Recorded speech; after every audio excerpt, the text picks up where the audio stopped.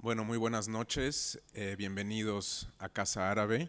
Esta conferencia la hemos nombrado la debacle de Irak y con unos interrogantes, unidad, federalismo, califato o partición. Con el comienzo de los despertares o las llamadas primaveras, revueltas, en fin, una serie de sinónimos regionales en 2011, la capacidad de los estados-nación para recuperarse y sus instituciones son puestas a prueba diariamente. Mientras la integridad territorial de los distintos países del Oriente Medio y Norte de África es sometida a múltiples presiones, existe el riesgo de que las fronteras se modifiquen en la región, el frecuentemente citado fin de Sykes-Picot. Un claro ejemplo es la aparición y consolidación de Estado Islámico, y deliberadamente digo Estado Islámico y no el Estado Islámico, o Daesh, por su acrónimo en árabe. Su alcance y su estrategia de reclutamiento, sus recursos y su capacidad de organización que han sorprendido a la mayoría de actores y observadores en Oriente Medio. Esto no solo en Siria, sino claramente en Irak. Irak, laboratorio del cambio de régimen y la democratización forzada desde el derrocamiento de Saddam Hussein, ha sufrido una división de facto entre al menos dos tipos de actores. El Kurdistán en el norte, gobernado por el gobierno regional de Kurdistán, GRK, por sus siglas, o KRG, y el resto del país, oficialmente regido por el gobierno central iraquí, mientras que las provincias son sometidas a las dinámicas locales, ya sea políticas o sectarias, dinámicas que pueden ser centrífugas y cuyos resultados pueden ser desastrosos. Con la proliferación de actores no estatales y su naturaleza múltiple, desde las tribus hasta los grupos radicales, es indispensable entonces revisar y cuestionar el análisis tradicional centrado en las instituciones del país. Precisamente estos actores no estatales cada día ejercen una mayor influencia y muchas veces un puñado de personas puede, digamos, causar gran daño a la construcción nacional de un país. Parece que ahora hemos entrado en una nueva era en la que tanto la descentralización y el federalismo tienen que ser considerados como parte de las soluciones para garantizar la estabilidad y evitar el desmembramiento potencial de los estados-nación. Y sea cual sea la solución que se requiera para Irak, sin duda involucrará a los actores regionales e internacionales. Hemos dedicado aquí en Casa Árabe toda la jornada de hoy al seminario internacional Irak en la encrucijada, Iraq at a Crossroads, organizado por Casa Árabe, la Fundación Friedrich Ebert y el think tank FRIDE. Hemos elegido de los 12 expertos que estaban aquí presentes hablando justamente del futuro de Irak a 3 de ellos. Nos acompañan esta noche entonces Miriam Benrad, investigadora del Centre d'études et de recherche en relations internationales, el Centro de Estudios y de Investigación en Relaciones Internacionales de París, Sciences Po. Kawa Hassan, investigador de HIVOS y del Carnegie Middle East Center, y Mohammad Ali Shabani, investigador de la Universidad de SOAS, the School of Oriental and African Studies. Vamos entonces a escuchar las ponencias de estos 3 ponentes y después pasaremos a un debate y al turno de preguntas. Y bienvenidos a todos, al embajador de Irak, muy buenas tardes. Empezamos por Miriam, gracias. Good evening. So thank you, Karim, for this very nice invitation. I'm pleased to be here, and I wanted to speak French, but I was forbidden to do so So I'll speak in English too. Quería hablar francés, Karim, y gracias por tu invitación, pero me han prohibido hacerlo, así que hablaré en francés. Quería reflexionar sobre el Estado Islámico, utilizando un análisis de la pregunta que planteáis en esta conferencia, la pregunta del federalismo, descentralización, centralización, partición. Llevamos escuchándolos ya bastante tiempo. Todas refieren en mayor o menor medida a la estructura del Estado Islámico, ahora que Siria está desde que lleva en guerra civil, y esto afecta a tantos países del norte de África, Libia en caos, y tantos países que han pasado muchas vicisitudes asociadas con las transiciones políticas. Y quisiera reflexionar sobre esta recomposición con la ofensiva del Estado Islámico y cómo ha afectado los recientes acontecimientos en Irak, y que afecta también a un país como Siria y la región, y cómo apuntan estos acontecimientos a la constitución de Oriente Medio tal como la conocemos y la hemos conocido durante el último medio siglo. Y va mucho más allá, opino yo, que el reciente periodo de los años de Al-Maliki, desde el 2006 hasta este año. Por supuesto, está el legado de la ocupación estadounidense. Y también quisiera introducir algunos elementos históricos que, en mi opinión, explica en gran medida la situación de la composición actual y por qué Irak se encuentra hoy como está, y por extensión otros países. El primer tópico en torno al Estado Islámico ha sido, en mi opinión, la idea de la novedad asociada con el grupo y con su ofensiva espectacular en Mosul. Ha sido una novedad, un nuevo grupo dentro de los insurgentes en Irak. Apareció por primera vez en el año 2006 y es un resultado en sí mismo no solamente de la ocupación.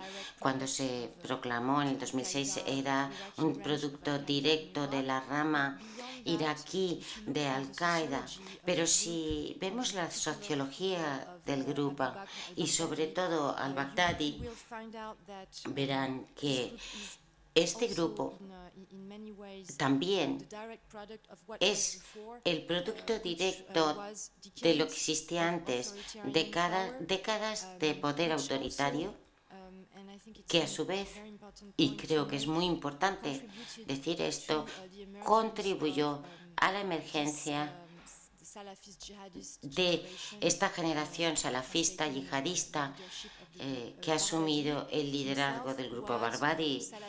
Fue salafista, fue predicador salafista en Bagdad en los años 90 y se benefició de la relativa apertura del régimen a los círculos salafistas. Y dado que Saddam utilizó tanto a las tribus como a los círculos religiosos más radicales como medio para legitimar su propio régimen, que llevaba en crisis mucho tiempo más allá de las proclamaciones de victorias del final de la guerra Irán-Irak y la Guerra Fría.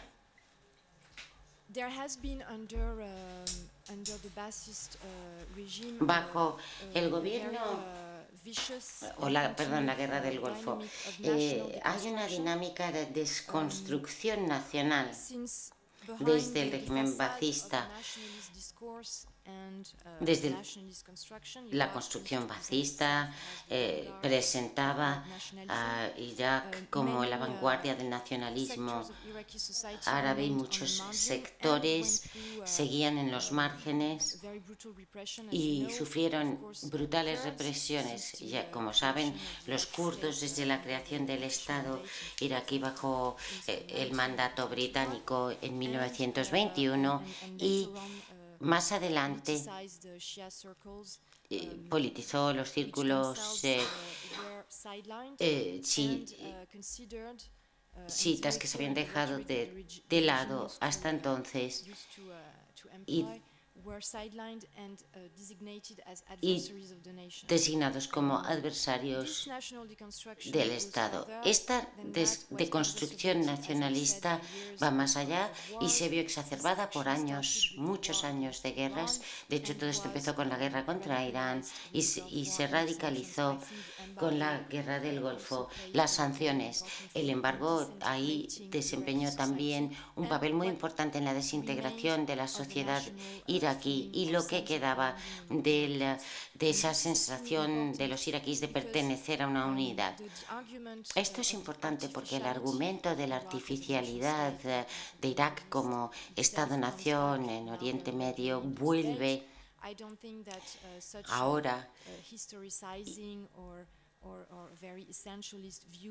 Pero no creo que esta visión tan esencialista sea correcta. El proyecto de descomposición tiene que verse como una dinámica, un proceso que se inscribe en la historia contemporánea y, en mi opinión, aunque Irak pasó por muchas inestabilidades políticas antes de la llegada de los ba'athistas al poder,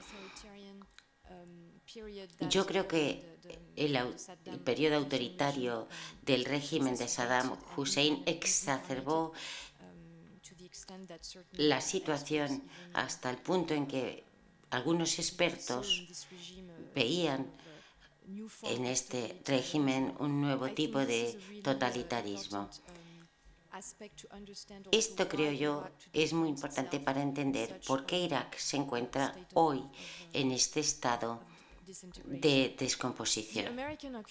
La ocupación estadounidense no ayudó a nada,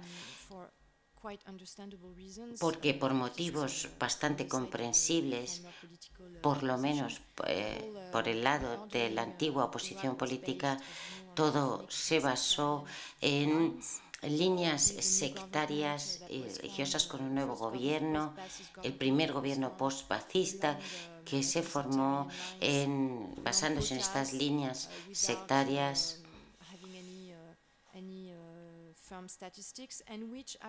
sin estadísticas claras, pero que confirmó consagró dos categorías que no eran habituales en la cultura árabe.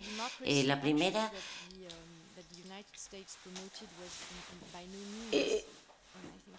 porque la democracia que promovían los estadounidenses de ninguna manera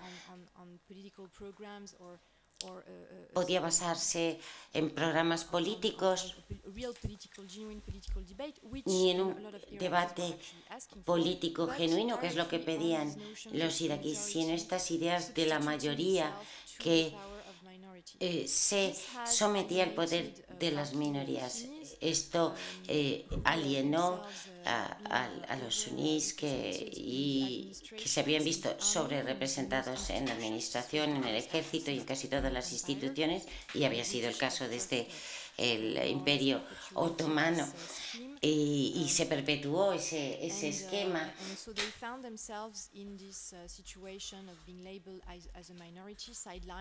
Y en esta situación se les había asociado con el régimen ba'athista, y desde los primeros días de la ocupación, la victoria de los nuevos demócratas iraquíes, sobre todo chiitas y kurdos que volvían del exilio para gobernar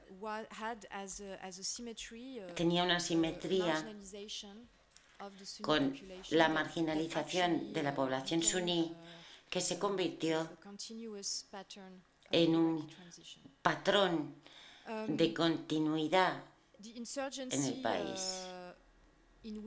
La insurgencia en la que ha echado raíz la insurgencia tiene ya varios años. Todo empezó en el año 2003, desde las primeras semanas después de la caída del régimen, con toda una serie de grupos y actores diferentes, y el rápido deterioro sobre el terreno en el ámbito militar favoreció con rapidez a los insurgentes más radicales, es decir, sobre todo los salafistas, algunos iraquíes radicalizados en los años 90 y otros árabes, y también, por supuesto, la ocupación estadounidense con muchos yihadistas extranjeros atraídos por esa lucha de Irak contra los Estados Unidos. Esta subida de los salafistas sucedió sobre todo a partir del 2005 en Faluya, una ciudad muy importante, desde la ofensiva del 2014, porque empezó primero en Faluya en diciembre del 2013. No es por casualidad. Han pasado ya muchos años desde estas guerras de Faluya en las que se destruyó la ciudad de forma brutal, luchas encarnizadas entre los insurgentes iraquíes y el ejército estadounidense. Y estas batallas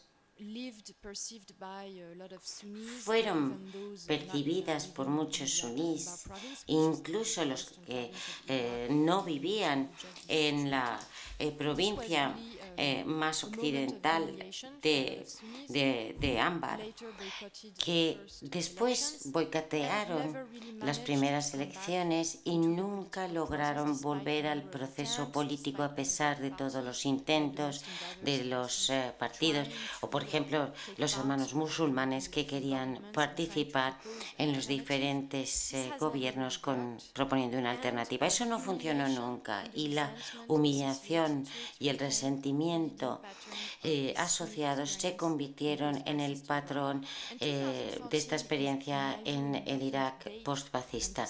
Y el 2014 es muy importante, una fecha muy importante, y el Estado Islámico tienen gran importancia las fechas. Ocurre desde la primera ofensiva, 10 años después, y el Estado Islámico lo ha marcado como el momento de la venganza, que no es lo que esperaba mucha gente, pero es muy simbólico. Todo empieza en Faluya el último mes de enero. En cuanto a Mosul, está ocupada fue ocupada por los yihadistas. Es una ciudad conservadora, se lleva enfrentando al gobierno central y sobre todo el del antiguo primer ministro al-Maliki durante años. Es un entorno tenso, la población local estaba en contra del ejército, de las fuerzas de seguridad iraquíes, y la transición se vio como legítima, y el producto que no se aceptó la legitimidad del Estado central porque se consideraba producto de la ocupación extranjera, y ofrecía un terreno perfecto para que el Estado Islámico desarrollara su mensaje y hiciera presión para convencer a la población que el Estado que proponía era el único verdadero y la única alternativa creíble a una transición ilegítima y la única respuesta a un Estado dominado desde el 2003 por los antiguos opositores chiíes de Saddam y que había sido represivo, autoritario, por muchos golpes que habían dado en nombre del primer ministro en la ciudad. Por lo tanto, un entorno muy favorable. Y la entrada de los yihadistas fue espectacular, pero muy natural, porque la población había renunciado a la idea del diálogo con el gobierno central y se enfrentaba ahora a esta idea revolucionaria de un Estado totalmente nuevo que podía revelarse como algo mucho más prometedor que este otro Estado opresor, autoritario.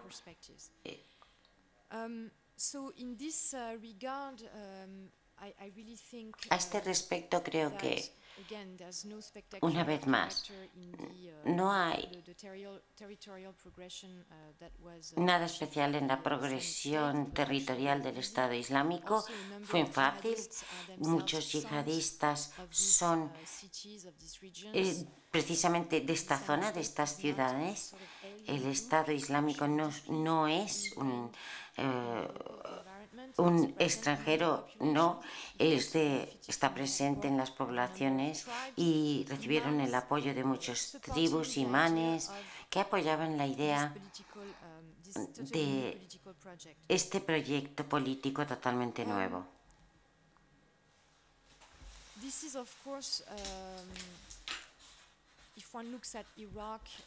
Si hablamos de Irak y de la partición, que ha sido una de las cuestiones casi omnipresentes en los debates sobre Irak en estos años, nos encontramos en un contexto de un proyecto secesionista que niega las fronteras nacionales de Irak y, por supuesto, las de Siria también. Y aquí lo interesante es que estas fronteras nacionales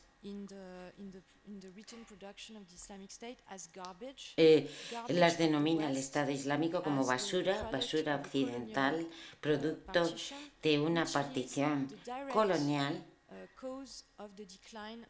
que ha sido la causa directa del declive de los árabes. En opinión de los yihadistas, el nacionalismo es la principal causa de este declive árabe en el siglo XX. Y el remedio es, por supuesto, volver a lo que había antes, el panislamismo, la solidaridad islámica y el retorno al califato, que era como se gobernaban la región durante siglos. Y este mensaje resuena entre mucha de esta población a la que no se le había ofrecido esperanza alguna. Se sentía muy descentralizada, muy alienada desde el año 2003 entre los sunís, que ante todo en junio acogieron con los brazos abiertos el proyecto o escogieron comprometerse con ese proyecto, al menos temporalmente.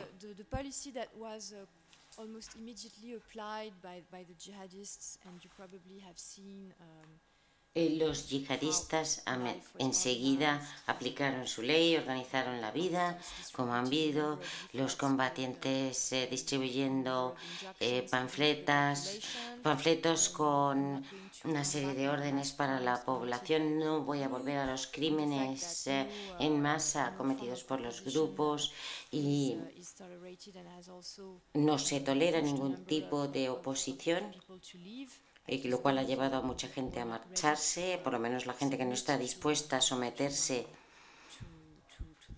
a los dictados del grupo.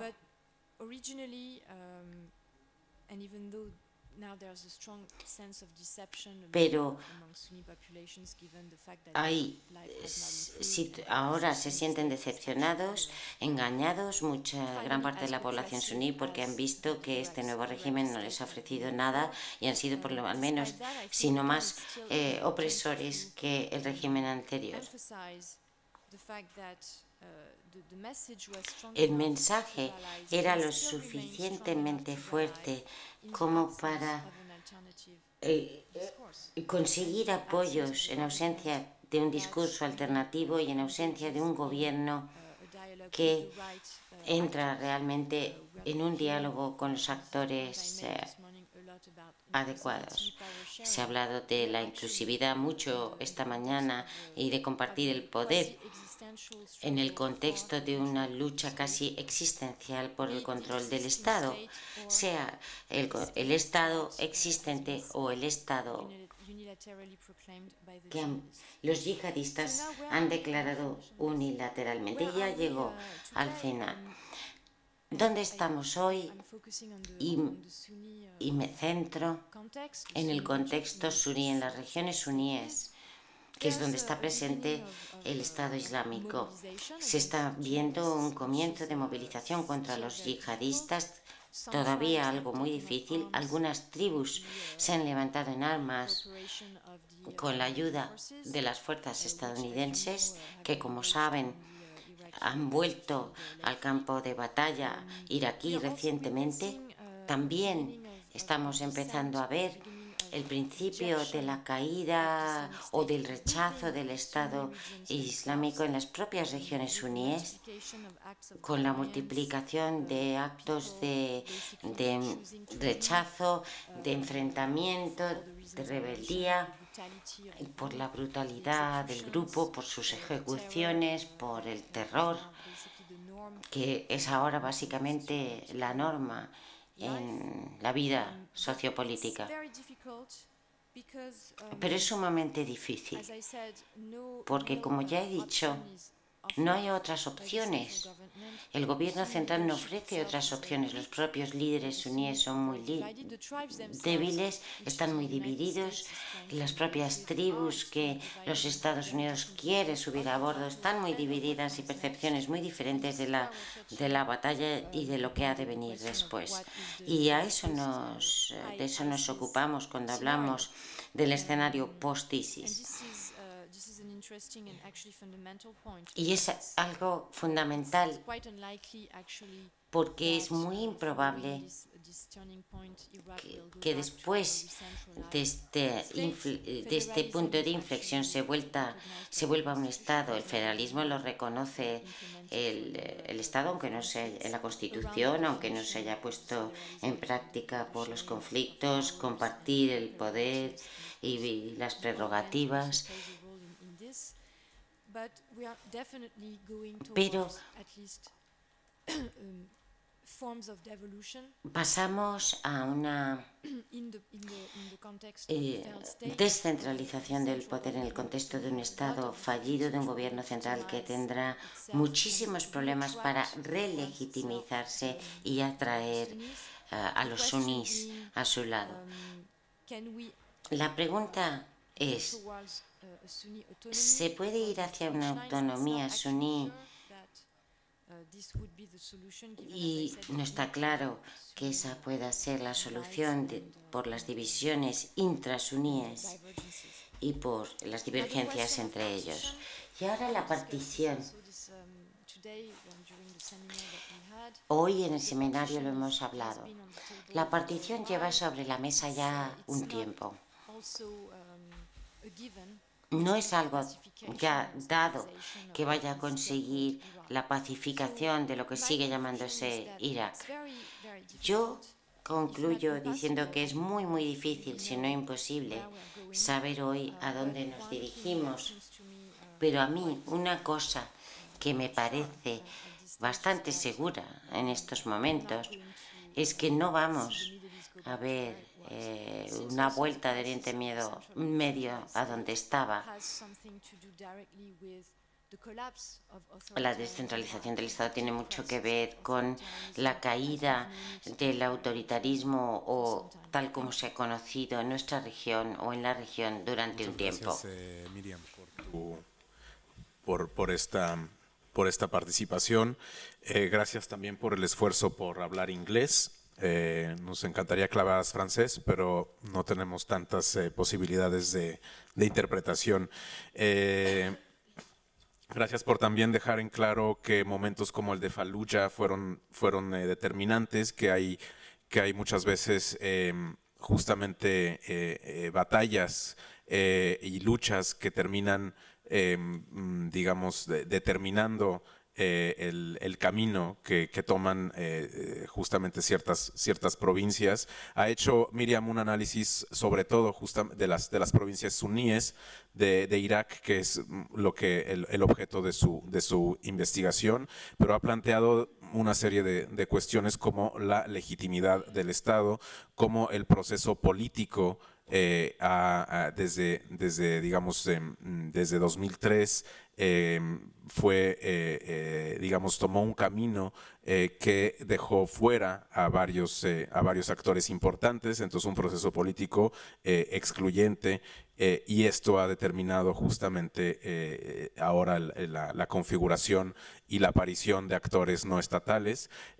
Por ello, Estado Islámico es, aunque se quiera ver como una causa de división, muchas veces realmente es la consecuencia, no es lo que estábamos concluyendo algunos de los ponentes esta mañana, que hay que ver justamente de dónde viene Estado Islámico, la evolución que tiene y cómo no es simplemente algo que ocurrió un día, sino que es la consecuencia de varios fracasos. Quisiera dar la palabra ahora a Kawa Hassan, que nos hablará más de la dimensión kurda. Habíamos pensado en unos 15 minutos por ponente, Miriam ha tomado 20, entonces lo justo es que si quieres tomar 20, los tengas. Gracias, Kawa.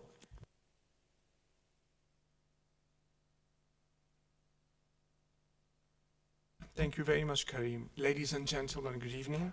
And once again, I would also like thank Casa Árabe, my colleague Karim, for inviting me to talk about the Kurdish dimension para hablar de la dimensión kurda future prospects of de Iraq. las perspectivas futuras de Irak. I share the analysis Yo comparto el análisis of Miriam about de Miriam that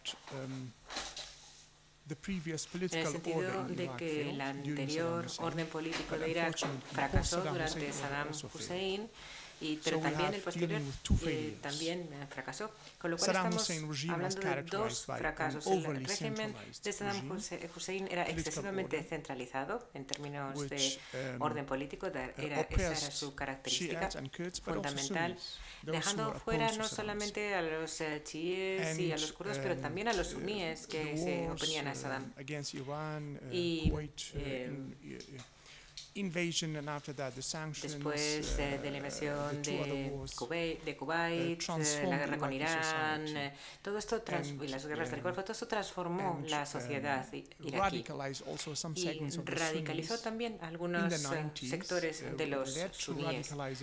En los años 90 también incluso se radicalizaron algunos sectores del partido baatista, y yo creo que ahí en los 90 se origina el Estado Islámico, porque hubo una campaña de regionalización que abrió el camino de la actual radicalización de algunos segmentos suníes. Aquello era un Estado fallido. El Estado postcolonial era un Estado fallido, pero desgraciadamente los que tomaron el poder después de 2003 también fracasaron a la hora de crear un Estado iraquí con el que se identificaran todos los iraquíes como ciudadanos. Para aclarar esto,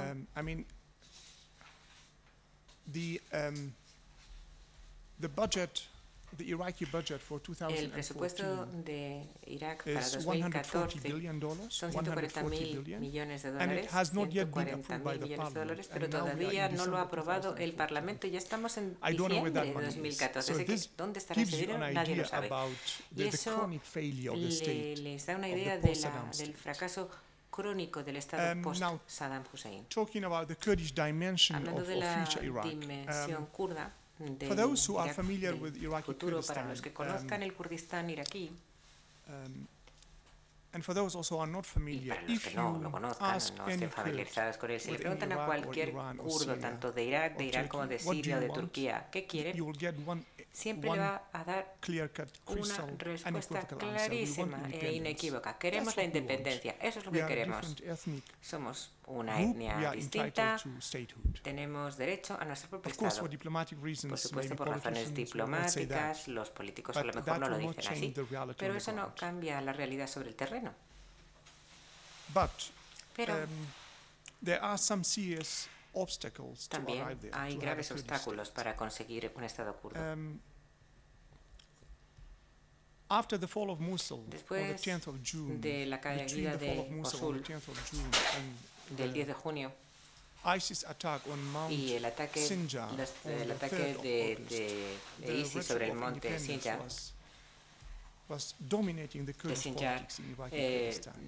toda esta tensión ha dominado la política en Irak y además iniciada también por el presidente Masoud Hassan.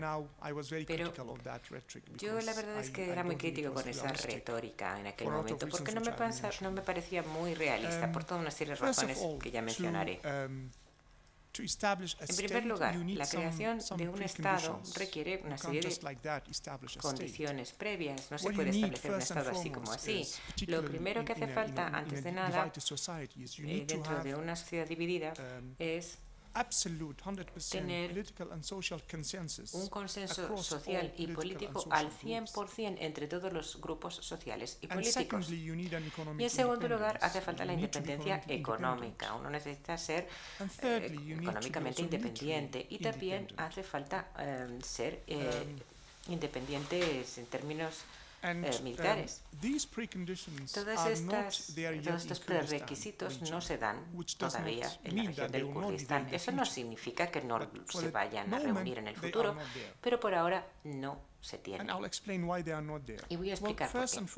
En primer lugar, en cuanto al consenso. Pese a que la región del Kurdistán lleva siendo autónoma desde el 91 y ha tenido la región de Kurdistán su propio parlamento y su propio sistema administrativo, los grupos políticos kurdos están muy fragmentados entre distintos grupos políticos y entre distintas ideas y perspectivas de cuál debería ser el futuro de la región. Cuando surgió la idea de la independencia a partir del Partido Demócrata de Kurdistán, esto al principio no recibió el apoyo de los partidos y este partido se había acusado de que habían iniciado esta idea, la habían lanzado para potenciar su posicionamiento dentro del panorama político de Kurdistán, del partido KDP, del Partido Demócrata de Kurdistán. Y Talabani, el antiguo presidente de Kurdistán, también se planteó que percibió sus dudas en cuanto al futuro de la región. KDP presionó a Barzani y le acusó de tener unos lazos muy estrechos con los países del Golfo, con Arabia Saudí, con los grupos suníes. Y el KDP, al revés, es quien tiene, por su parte, unas relaciones muy estrechas con Irán, es uno de sus socios estratégicos, y con los chiitas iraníes. Y luego hay un tercer partido político, el Guarán, en Kurdistán, que Guarán trata de equilibrar un poco las posturas, pero es muy difícil tener una posición independiente en una región tan polarizada. Y luego está el PKK. El PKK que ha surgido como uno de los interlocutores más potentes, sobre todo después del atentado en el monte Sinjar. Los combatientes del KDP se retiraron del monte Sinjar y el PKK, que fue quien rescató a los azidíes, luego procedía de Siria. Con lo cual, de ahí los estrechos lazos, la estrecha disensión, mejor dicho, entre el KDP y el PKK, y la mayoría de los kurdos ven ahora el PKK como el único partido que fue capaz de luchar contra ISIS, porque ha luchado contra ISIS en Kobani, Siria, y también luchó contra ellos en el monte Sinjar, lo cual ha hecho que todavía la rivalidad sea aún mayor entre los dos grupos, entre el KDP y el PKK. Y luego está la cuestión de la independencia económica. El Kurdistán iraquí es una región relativamente nueva en términos de ciencias políticas. Tiene una economía que depende del petróleo, igual que la del resto de Irak. Prácticamente el 96% de su presupuesto viene de los ingresos del petróleo en Irak, y lo mismo ocurre en el Kurdistán iraquí. Cuando hay altibajos en los precios del petróleo, como está ocurriendo ahora mismo, esto tiene una repercusión enorme en el presupuesto, y eso es lo que estamos presenciando ahora en Irak. El gobierno federal iraquí está ahora mismo en quiebra financiera. No tienen dinero. Abadi ha dejado el país en la bancarrota, en la quiebra. Y es un país en crisis económica, sobre todo por sus disputas con Maliki, que decidió retirar además la dotación presupuestaria de Kurdistán. Así que tenemos a funcionarios que tienen sus sueldos, por ejemplo, en junio, por ejemplo, no lo reciben hasta 2 o 3 meses más tarde, porque hasta entonces el dinero se tenía que destinar a Kurdistán. Además, el Kurdistán iraquí depende mucho de Turquía. En los últimos años, hubo un boom económico resultante del petróleo y de las inversiones extranjeras en el Kurdistán iraquí por parte de Turquía, que Turquía tiene más de 2.000 empresas allí situadas, y se benefició mucho Kurdistán de esas inversiones petroleras y del sector gasista y del sector inmobiliario. Pero los que más se beneficiaron fueron las élites gobernantes, no la mayoría de la población, con lo cual este boom económico dio lugar a una exacerbación de las desigualdades económicas entre la minoría dominante y las mayorías excluidas. La región de Kurdistán, como digo, depende mucho de Irak, Irán y Turquía como clientes. Para que se hagan una idea de hasta qué punto es dependiente Kurdistán, les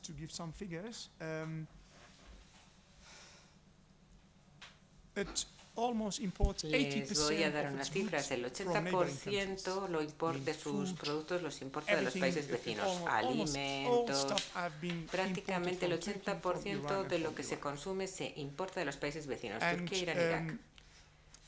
Y between 70 to 80% of the budget of Iraqi Kurdistan is spent on paying the salaries and pensions of civil servants. We talk about 1.400.000 de Irak a Kurdistán es para pagar los sueldos de los funcionarios y sus pensiones.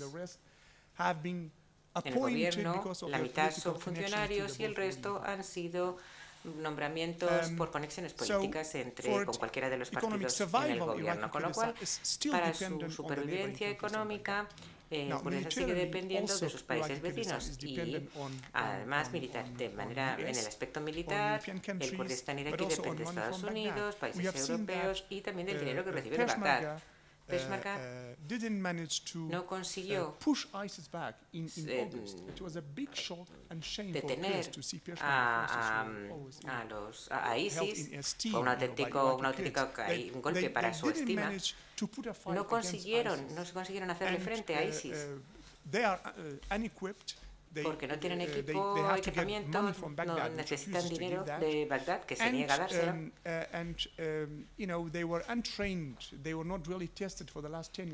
Y además, por mucho que hayan recibido formación y adiestramiento, llevan 10 años sin haberse puesto a prueba en combate.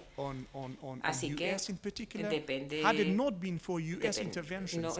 no hubiera sido por la intervención iraní y de Estados Unidos en agosto, la capital del propio Kurdistán iraquí hubiera sido invadida por ISIS, así de claro. This brings me to the idea, to the question of Y esto nos lleva a cuáles son las perspectivas de Kurdistán. ¿Será independiente? ¿Debería seguir formando parte de Irak? Como decía, la mayoría de los kurdos, todos los kurdos, realmente quieren la independencia. Pero por el momento no hay cimientos para un Estado en Kurdistán, en el Kurdistán iraquí. Y según mi análisis, sería mucho mejor para el Kurdistán iraquí el tratar de llegar a una solución duradera con Bagdad en cuanto a ingresos por petróleo, asignaciones presupuestarias, territorios en litigio entre el gobierno federal y el gobierno kurdo y la definición final de la demarcación de las fronteras entre estos países. Si esto fuera así, Kurdistán podría apostar más adelante por la independencia, pero antes de ello, primero tendría que trabajar, y esto realmente es responsabilidad de los dos partidos en el poder, tendría que llegar a un consenso con los demás grupos políticos y sociales en Kurdistán, construir los cimientos y sentar las bases de una economía independiente y de un ejército independiente. Porque sin ello, intentar apostar por la independencia hoy por hoy sería un suicidio político. Gracias. Thank you very much, Kawa. Muchas gracias. Como decía, Kawa, una serie de fracasos que venían desde la época de Saddam Hussein, una serie también de factores que han transformado a la sociedad iraquí y bueno, particularmente es interesante seguir el desarrollo del gobierno regional de Kurdistán, que por una parte parecería ser una de las regiones autónomas más, digamos, exitosas en cuanto a su desarrollo económico y sin embargo también enfrenta serios retos, como nos decía, la dependencia de sus países vecinos con relación a todas las importaciones que tiene que hacer o bueno, el peso de todos estos empleados del gobierno sumamente inflados y en el que se va 70% del presupuesto del país. Vamos a pasar a Mohammad Ali Shabani, que justamente trata los temas cercanos a Irán. Irán, que desde luego es uno de los actores hoy por hoy más importantes en Irak, cuya influencia es innegable. Y bueno, justamente en el seminario de esta mañana se habló con detalle del papel de Irán y justamente de la injerencia que tiene también en los asuntos internos de Irak.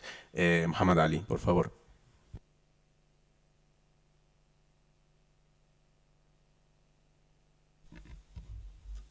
Thank you, Karim, for the invitation here in Casa Árabe.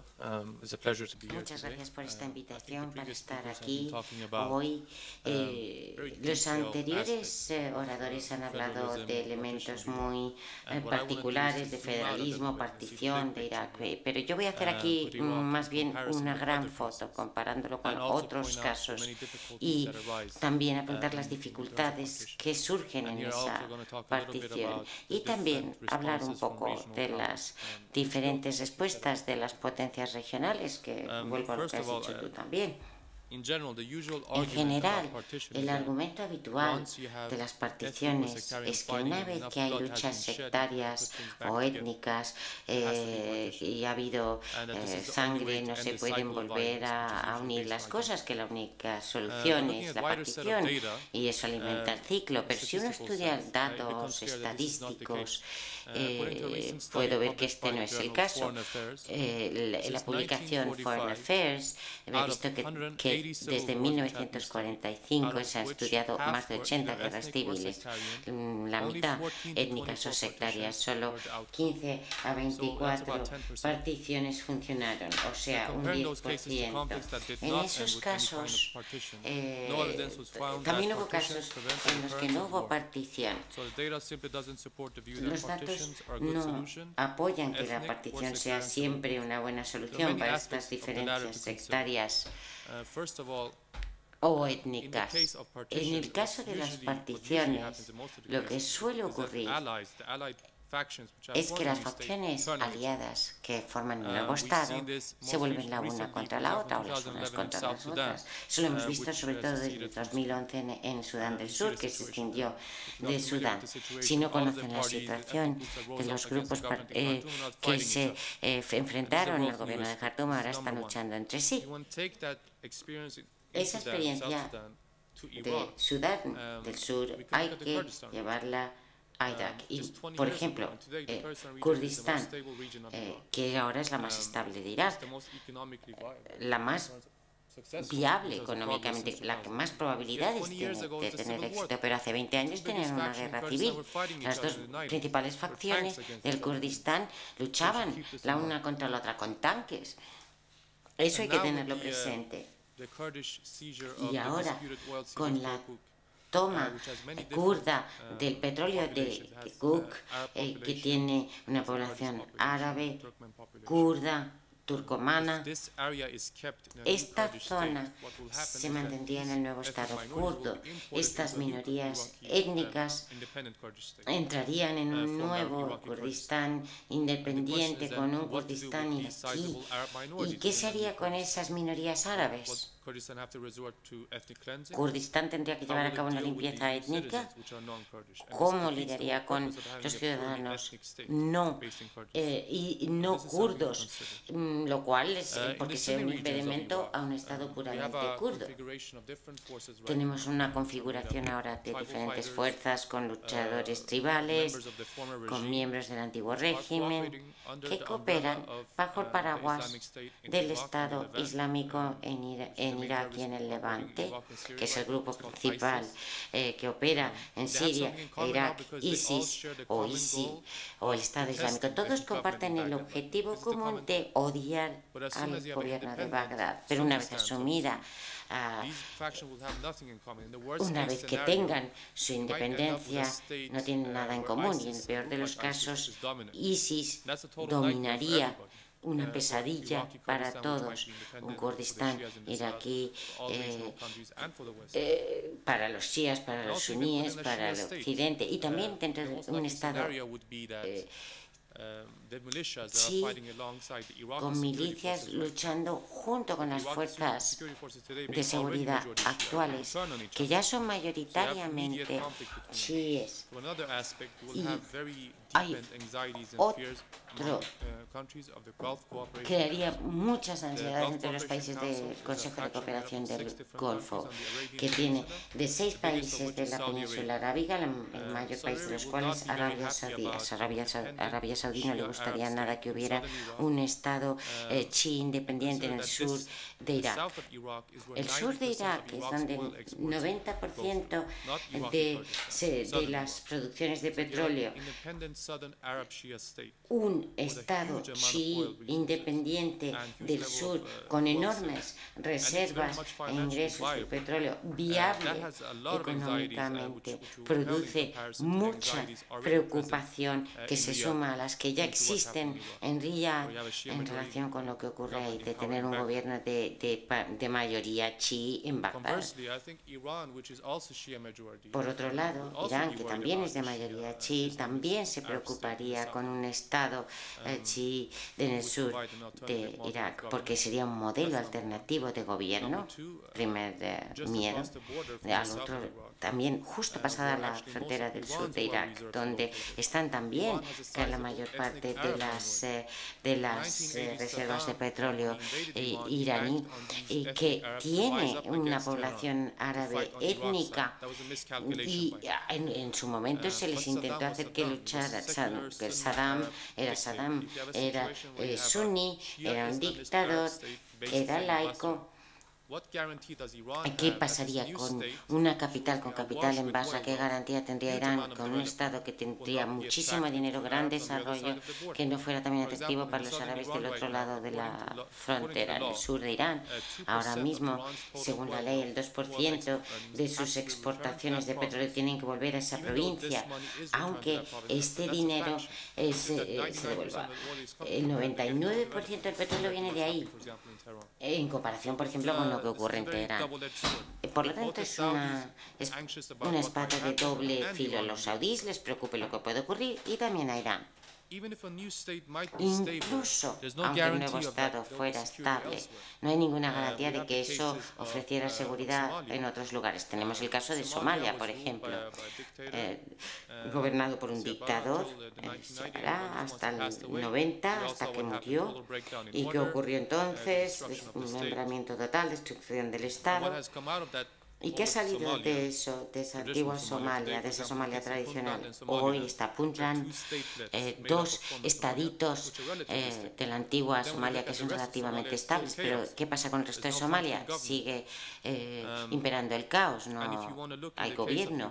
Y en el caso de Irak, lo que vimos en junio y en julio, cuando el grupo terrorista ISIS entraba en Mosul, la segunda ciudad más grande, la respuesta kurda inicial fue que era un problema árabe, un problema de Bagdad y no suyo, y no respondieron en absoluto a este avance de ISIS.